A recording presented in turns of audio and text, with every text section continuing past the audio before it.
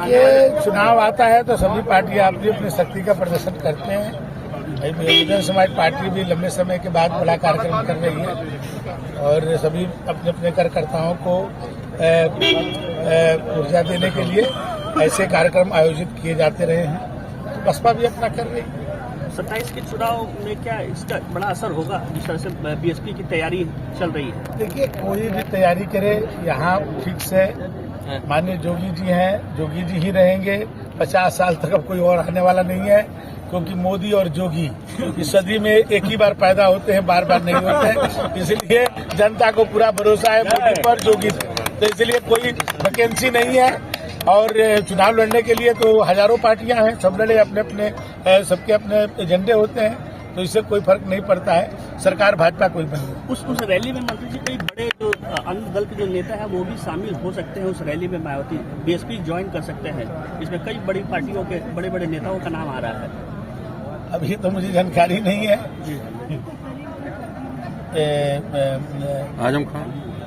आजम खां का भी नाम है। भाई, आजम खां साहब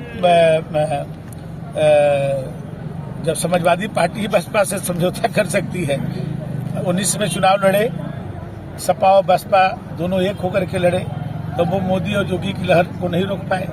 तो कोई आए फर्क नहीं पड़ता। बिहार चुनाव को लेकर क्या कहेंगे? जिस तरह से बिहार में इस बार नीतीश कुमार जी के नेतृत्व में एनडीए का गठबंधन अब तक का सभी रिकॉर्ड तोड़ देगा।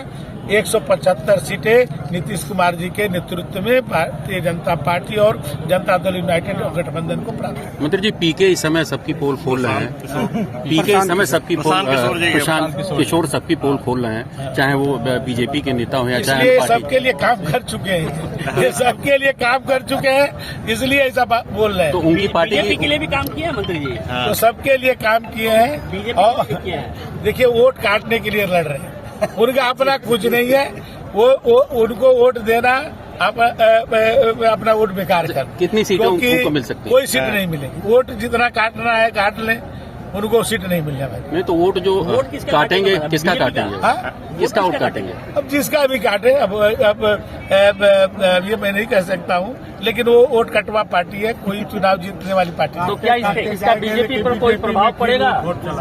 बीजेपी सभी रिकॉर्ड तोड़ करके 175 सीटें जीतने जा रही है नीतीश जी के नेतृत्व में। तो आगामी सीएम नीतीश जी को आप देख रहे हैं? नीतीश जी यही है। नीतीश जी के इतने अच्छा कार्य उन्होंने बिहार में किया है। जनता जो है नीतीश जी को हाथों हाथों ले रही है।